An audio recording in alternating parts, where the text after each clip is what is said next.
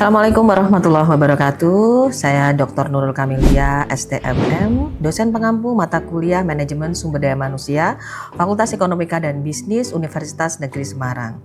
Video ini merupakan bagian dari pelaksanaan Tridharma perguruan tinggi di bidang pengajaran mata kuliah Manajemen Sumber Daya Manusia yang berbobot 3 SKS dengan 16 kali pertemuan. Mata kuliah ini akan membekali mahasiswa untuk pemahaman komprehensif mengenai fungsi-fungsi MSDM kontemporer yang berorientasi kepada keberlanjutan dan keberagaman di tempat kerja. Mata kuliah ini merupakan mata kuliah wajib yang bertujuan membekali mahasiswa dengan pengetahuan dan keterampilan strategis dalam pengelolaan sumber daya manusia yang berkelanjutan, mencakup seluruh siklus MSDM dari perencanaan hingga hubungan industrial.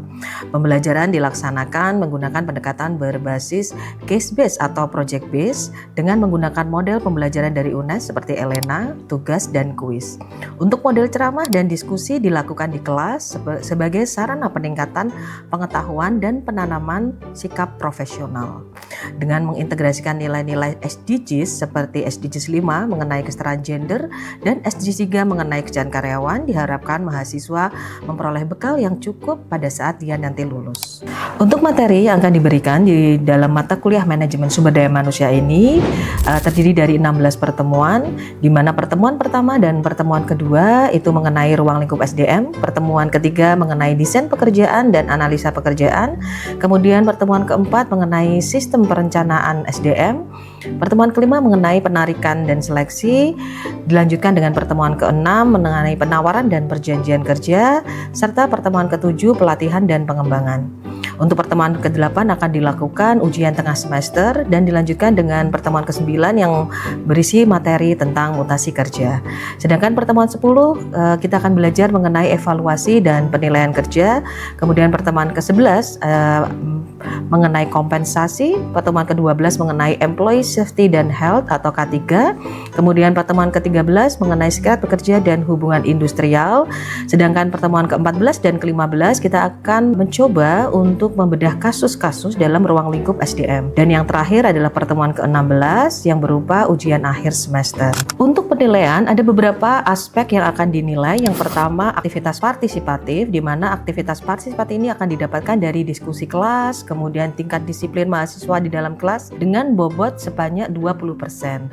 Kemudian ada aspek mengenai hasil project ataupun case project, di mana akan dilakukan pemaparan case method yang sudah dilakukan oleh mahasiswa dengan bobot sebanyak 35%. Kemudian juga ada aspek dari tugas dan kuis, di mana ada tugas di kelas juga kuis untuk mengevaluasi pengetahuan dari mahasiswa masing-masing berbobot 5%. Kemudian selanjutnya aspek penilaian selanjutnya yaitu ujian tengah semester, di mana ujian tengah semester ini untuk mengevaluasi pengetahuan dari mahasiswa sebanyak bobotnya 15%, dan juga ada ujian akhir semester yang juga akan mengevaluasi pengetahuan atau tingkat kognitif dari mahasiswa sebanyak bobotnya 20%. Baiklah, mari kita simak bersama proses pembelajaran yang mencakup pemaparan materi, interaksi dengan mahasiswa, hingga evaluasi pembelajaran berikut ini. Terima kasih.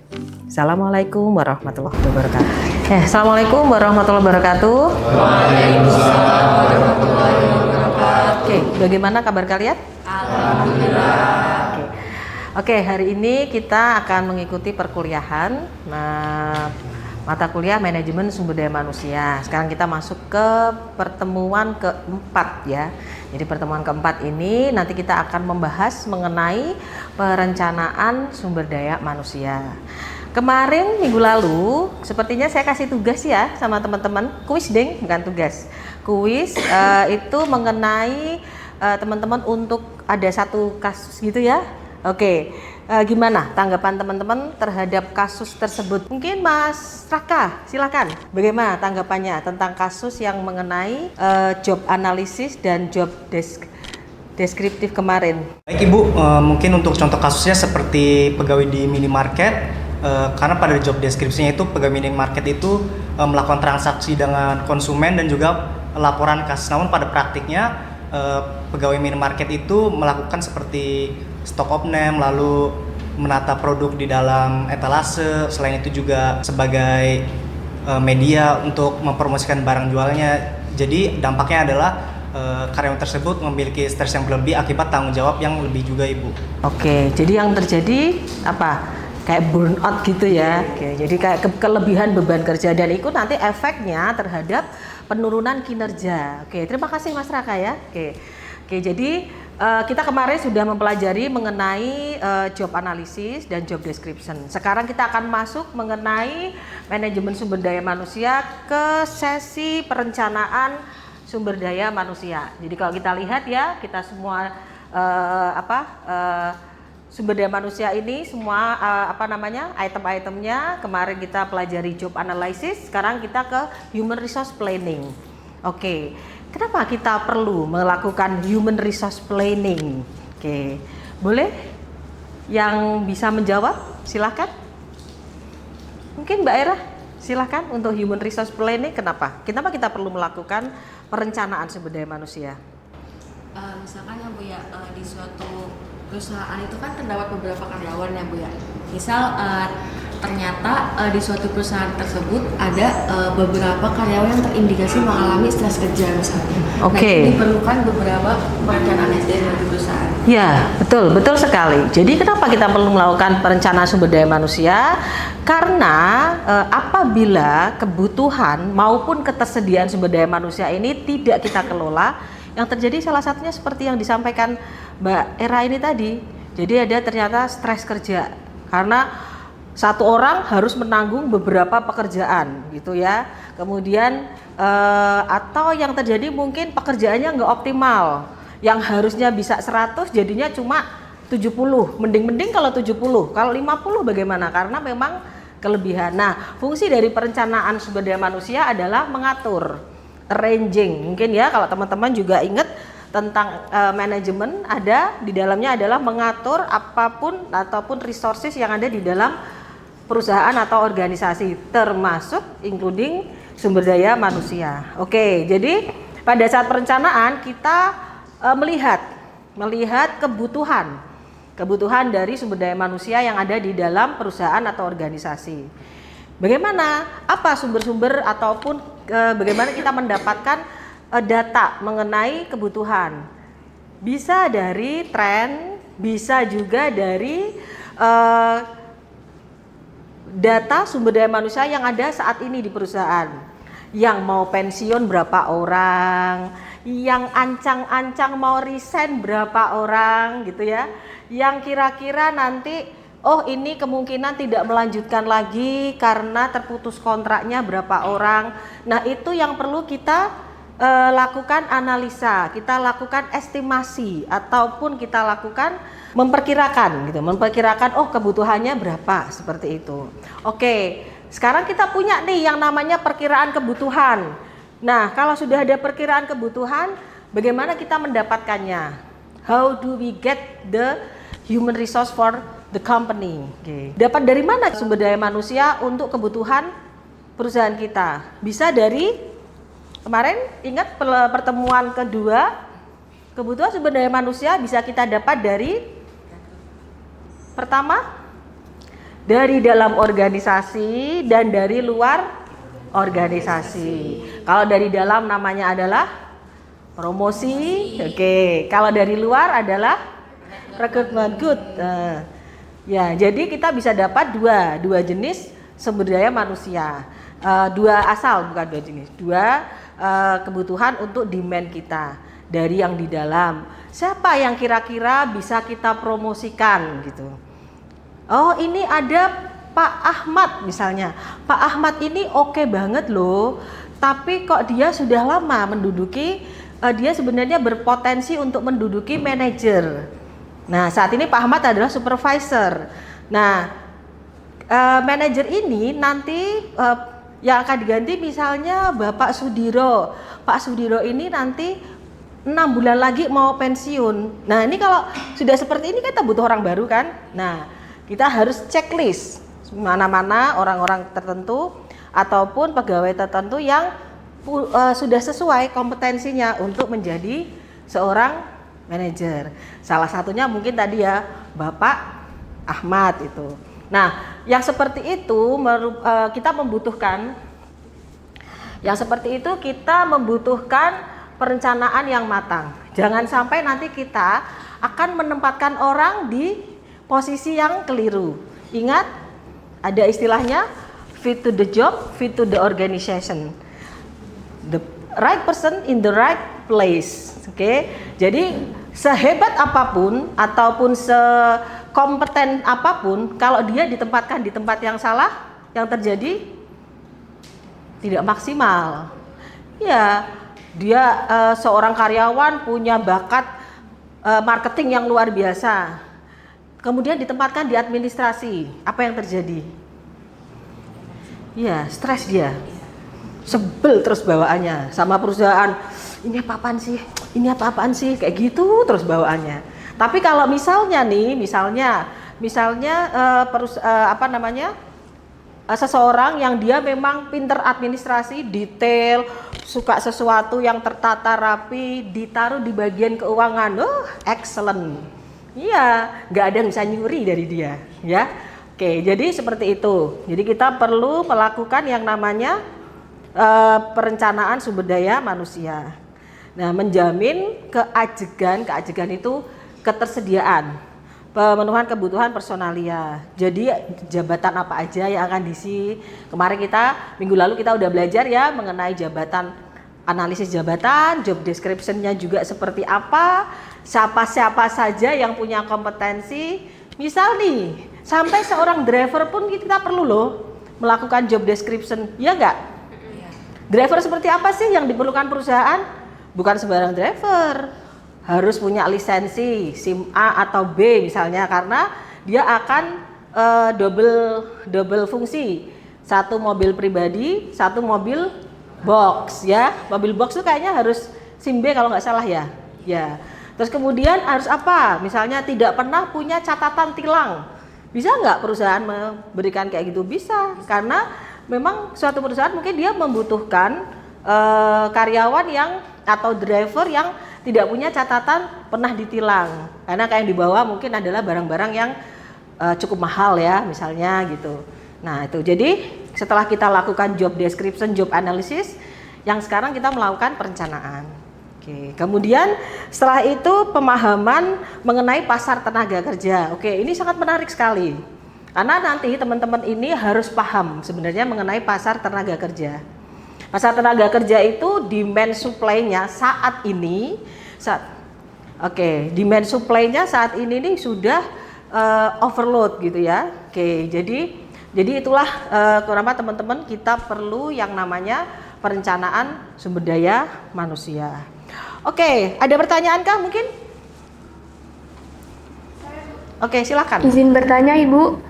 Misal di suatu organisasi, misal contohnya Damkar, akan menyusun program kerja untuk tahun depan. Nah, sebelum rencana ditetapkan, pimpinan mengajak seluruh pegawai untuk memberikan usulan dan mempertimbangkan berbagai masukan. Nah, apakah usulan yang pegawai berikan itu nantinya bisa diambil untuk keputusan atau tidak?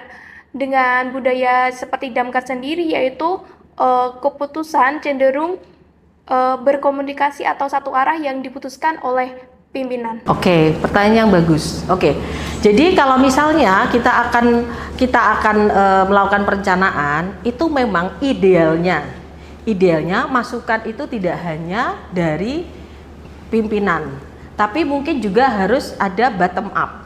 Bottom up itu kayak semacam saran dari bawahan, ya kan? Bawahannya sebenarnya butuhnya adalah cleaning service gitu, tapi dikasihnya sopir terus kan berabe kan kayak gitu kan. Nah itu perlu masukan seperti itu. Tapi kembali lagi, memang ada beberapa perusahaan atau beberapa instansi yang memang kalau kembali ke budaya ya, itu memang agak berbeda. Jadi ada beberapa perusahaan yang budayanya itu sangat-sangat luas, misalnya kayak apa? Salah satu perusahaan yang oke banget budayanya itu, budaya kerjanya yang nggak terlalu hierarki, Google misalnya. Oke, terus Paragon bagus ya, mungkin di Paragon. Tapi kalau instansi milik pemerintah memang itu agak bukan susah, tapi hierarkinya terlalu panjang ya. Oke, baik. Ada pertanyaan lagi mungkin? Oke. Izin bertanya Ibu, jika ada karyawan yang memiliki pengetahuan lebih, tapi karyawan tersebut tidak memiliki kompetensi yang cukup dalam posisi yang dia sedang jabat saat ini, bagaimana perusahaan melakukan perencanaan penempatan dalam perencanaan SDM itu Ibu? Jadi kalau misalnya memang gak ada kasus seperti itu, maka kita akan kembali ke kompetensi minimal. Minimal apa sih yang dibutuhkan? Nanti seiring berjalannya waktu kan ada yang namanya training and development. Nah, nanti kalau sudah, yang penting minimal aja. Misal driver tadi kayak tadi ya. Yang penting dia sudah bisa nyetir, punya SIM C aja, SIM A aja sudah. Nanti masalah dia kelincahan dan lain sebagainya mungkin bisa dilakukan peningkatan kalau misal kita terdesak untuk mengisi. Oke, baik. Selanjutnya adalah mengenai analisis permintaan SDM. Jadi kita bisa dapat dari perkiraan atau forecast mengenai SDM-nya menggunakan peristiwa di masa lalu. Nah, ya. Kemudian untuk membuat prediksi sistematik di masa depan. Oke. Jadi sejarah masa lalu itu juga ternyata berguna ya ke masa depan. Kemudian ada juga faktor-faktor yang mempengaruhi SDM, misalnya perubahan lingkungan, kemudian perubahan kondisi organisasi, dan juga perubahan kondisi ketersediaan tenaga kerja. Nih, jadi misalnya perubahan lingkungan, sekarang udah semuanya ada perubahan ya, misalnya dari yang dulunya tenaga kerja itu kebanyakan usia sekian sampai sekian, sekarang sudah mulai berubah. Terus kemudian juga ada kondisi organisasi. Kondisi organisasi misalnya nih, sekarang dulu masih berkembang, sekarang udah matang. Jadi dia bisa meng-hire tenaga karyawan manapun dengan biaya berapapun ya istilahnya untuk kemajuan di perusahaannya. Oke, jadi ini ada beberapa hal yang nanti kita perlu perhatikan ketika kita akan melakukan atau menyusun permintaan SDM. Oke, saya ada kuis. Saya ada kuis. Kalau kita ingin mempromosikan seseorang, nah, mana yang lebih didahulukan? Apakah attitude orang tersebut ataukah skill orang tersebut, hard skill orang tersebut? Silakan, siapa yang bisa menjawab? Nanti ada poin. Oke, silakan. Mas siapa namanya? Mas Billy. Mas Billy, oke silakan Mas Billy. Izin menjawab Ibu. Ya. Kalau menurut saya itu attitude atau skill dahulu, itu lebih didahulukan attitude. Karena attitude itu adalah yang paling mendasar daripada skill. Karena jika attitude itu seperti kejujuran atau kebaikan, itu sudah diajarkan dari sejak kecil. Ya. Nah, jika attitude itu dari kecil sudah jelek, maka kedepannya akan jelek. Jika skill itu jika dilatih pada hari ini, maka hari besok akan bisa. Seperti contohnya hari ini kita suruh mengaduk semen, besoknya juga kita akan bisa mengaduk semen seperti ini. Oke, good. Benar sekali ya Mas Billy, terima kasih. Nanti saya ingatkan ya Mas Billy, nanti akan dapat poin tambahan untuk kuisnya. Baik, terima kasih. Oke, ya jadi seperti itu memang ya, bahwa ketika kita akan melakukan pengusulan sumber daya manusia dalam perencanaan, attitude itu penting, bahkan lebih penting daripada kemampuan technical ya. Technical itu kita bisa tambahkan dengan training and development. Tapi kalau attitude itu sesuatu yang kita bina, kita pupuk dari semenjak kita kecil, dan itu melekat terus. Orang jujur nggak tiba-tiba jadi pembohong ya. Tapi begitu juga sebaliknya, orang yang pemalas tidak tiba-tiba jadi rajin. Perlu proses dan itu sangat panjang ya. Kalau dari perusahaan itu berbiaya tinggi seperti itu. Oke. Selanjutnya kita akan lihat. Ini ada faktor-faktornya, kemudian nah ini adalah bagan dari pertemuan antara supply dan demand. Jadi ini ada penyebabnya, lingkungan eksternal, kemudian di forecast, jadi permintaan sumber daya manusia. Kemudian ada penempatan, kemudian supply-nya dia ketemu, maka akan ada rencana sumber daya manusia. Dapatnya dari mana? Dua tadi nanti, dari internal dan dari eksternal. Oke. Jadi itu tadi ya materi mengenai perencanaan sumber daya manusia. Oke, jadi supaya kita tahu bahwa meng-hire orang, menempatkan orang pun itu juga perlu perencanaan. Oke. Mungkin untuk materinya saya cukupkan sampai di sini. Saya sudah berikan tugas ya di Elena, tugas untuk minggu yang akan datang. Nanti silakan dicek. Di situ ada beberapa studi kasus. Boleh kalian pilih, itu saya berikan 5 studi kasus. Boleh kalian pilih 3 saja. Ya, ada 5 studi kasus, boleh kalian pilih 3 saja. Nanti dari 3 tersebut kalian analisis.